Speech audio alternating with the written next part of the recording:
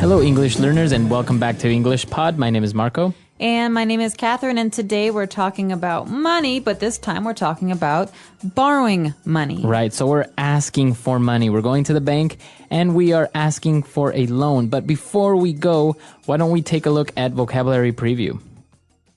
Vocabulary preview. Okay, so a loan is some money that you get from the bank, so we're talking about requesting a loan today. All right, so you request for a loan or you ask for a loan. Exactly, so to request is to ask. Okay, very good. And that's the word that we have for vocabulary preview, so let's listen to the dialogue for the first time.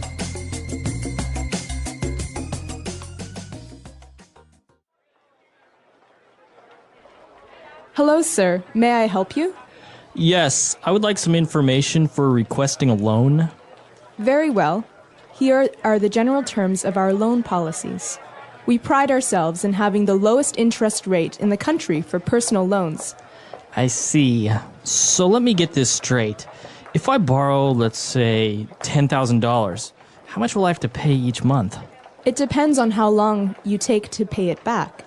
If we lend you $10,000 at an annual interest rate of 10% for 48 months, you would have to pay each month a portion of the loan, which is called the principal, and another small portion of the annual interest rate. This, of course, is considering that you don't default on a payment. It sounds good, but there's just one problem. I have a terrible credit score. That is a very serious problem, you see. The bank must assess your personal information, past loans, assets, and any other relevant information, such as your credit score, in order to approve your loan. You know what? I don't really need the money. Thanks anyways. All right, we're back. So now why don't we take a look at some of the key words that we'll find in language takeaway. Language takeaway. All right, so on language takeaway today, we have a couple of different words. Why don't we start off with the loan policies? Okay, so a policy is like a rule. For example, a government can have policies, but in this case, a loan policy is the rules regarding the loan that you have. Right, so maybe the loan policies could include how long, what's the maximum length of your loan, or maybe what's the annual interest rate, etc. How much you have to pay each month, Exactly. like that. So a loan policy is the rules related to the loan that you've taken out. And we have some very, very important words following this. They go together. So the first word is to borrow. Okay, so you probably know this word already, to borrow. So can I borrow your pen? Can I borrow some money? Sure, let me give you my pen. Let me give you my money. Okay. But wait, giving is different because giving means I don't have to get it back. Right. So if you want to give it to someone temporarily, then you lend them your pen or you lend them some money. Great. So to borrow is to take something from someone knowing that you will have to give it back later. Right. And to lend is to give it to someone, right? So can you lend me your pen? That means, can you give it to me, please? Right. And this is a common mistake with language learners, especially English learners, that they make the mistake of using borrow instead of lend. So, can you borrow me some money? Right. So, can you lend me some money? Sure, but I expect you to pay me back later. Okay, very good. And if I pay you back later, I'll include an interest rate. Will you really? No, not really. No, not really. Mostly it's banks that ask for an interest rate. So in this case, an interest rate means the amount of money that a bank will charge you in addition to the money that you owe them. Exactly. So it's called an interest rate, and it's a rate because it's a percentage. So Like it's usually 5%. Exactly, 5-10%. That is an interest rate. And now moving on, if you have a loan and you have to pay each month, be careful to not default on your payments. Okay, default. In the banking world, this means to not be able to pay your loan. So that means that if I owe $1,000 to you, Bank of Marco, and I don't have the money, I can't pay for it, then I default. So to be late or to not make the payment. It's a verb, to default. Very good. And well, the person asking for the loan has a small problem. His credit score is not very good. Okay, I think he calls it terrible. And one of the ways that you get a terrible credit score is by defaulting on a loan. But it also means that maybe you borrow money or you have credit cards and you can't pay off your bills. And so a credit score is very important in America, and it's like a report card for your finances. Right. So, for example, if your credit score is a report card and you have an A credit score, that means that the banks won't have a problem with lending you money. Or if you want to buy a new car, it'll be okay. But if you don't pay your bills on time or you default on your loans, then maybe you'll have a C or a D, and then people will not really lend you money in the future. They won't trust you. Exactly. All right, so that's credit score. That's all the words we have for Fluency Builder. Why don't we listen to the dialogue again, and we'll be back shortly.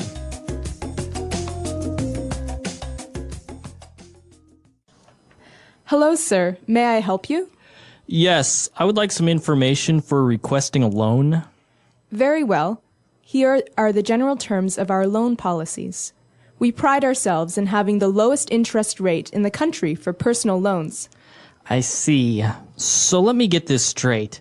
If I borrow, let's say, $10,000, how much will I have to pay each month? It depends on how long you take to pay it back. If we lend you $10,000 at an annual interest rate of 10% for 48 months, you would have to pay each month a portion of the loan, which is called the principal, and another small portion of the annual interest rate. This, of course, is considering that you don't default on a payment. It sounds good, but there's just one problem. I have a terrible credit score. That is a very serious problem, you see. The bank must assess your personal information, past loans, assets, and any other relevant information, such as your credit score, in order to approve your loan. You know what? I don't really need the money. Thanks anyways. All right, we're back. So now why don't we take a look at 3 key phrases on Fluency Builder. Fluency Builder. Let me get this straight. We're going to do Fluency Builder? That's right. Wait. So, okay, so this is our first phrase. Let me get this straight. And this is a fixed phrase. That means we always say it the same way. Wait, let me get this straight. We always say it the same way?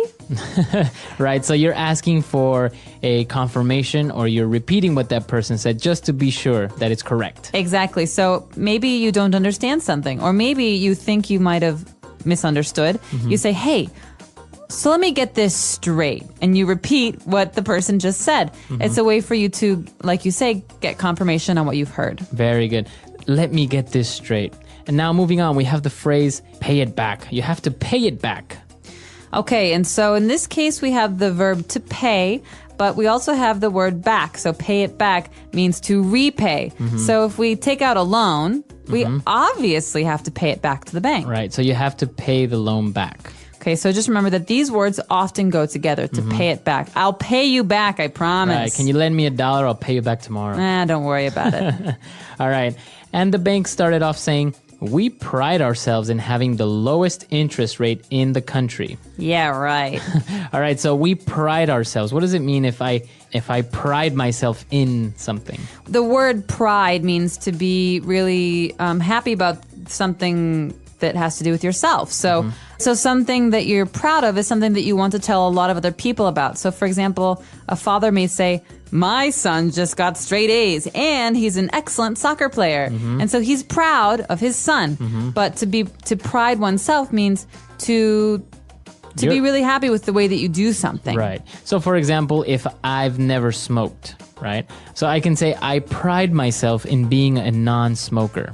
Or I could say, I pride myself in always saving lots of money for my paycheck. Very good. So it means I try to do this because I know it's a good thing. But you feel very good about this, and you feel that, people should be proud of you as well.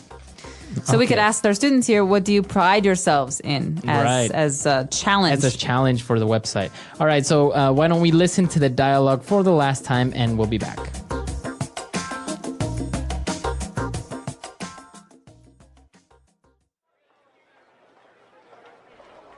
Hello, sir. May I help you?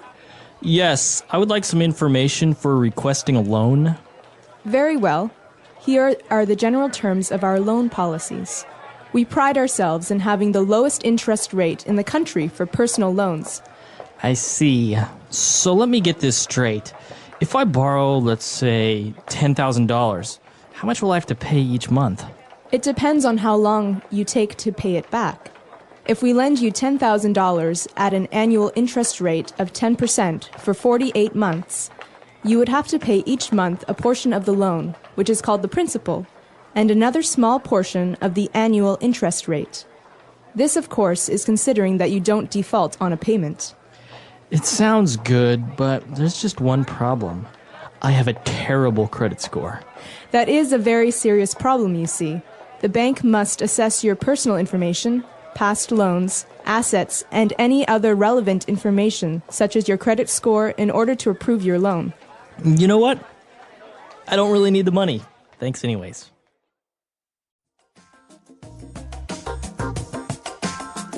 All right, very good. So as you say, saving is important, and well, sometimes do you think you need a loan? I think sometimes people need loans because they want to go into business, for example. So people who want to go into small businesses or open their own companies need startup capital. And so this is a really great example of when people don't have the money lying around and will go to find a bank that will give them a loan. So yeah, I think it's really important, especially for the economy of a country, for business loans or small business loans to be available, because sometimes it's very difficult to find a bank that will actually lend a person money to start a business.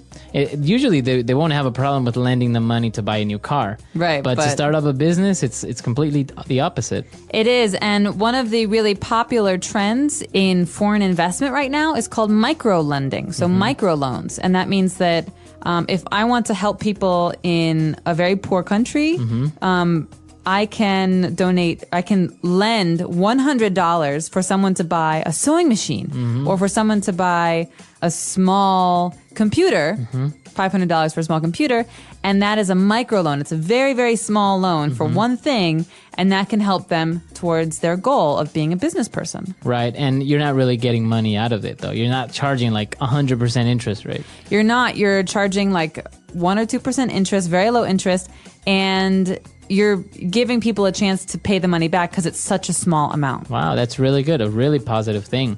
Very good. So if you have any questions, any comments, or any suggestions, please come to our website at EnglishPod.com, and we'll see you guys there. Bye, everyone. Bye.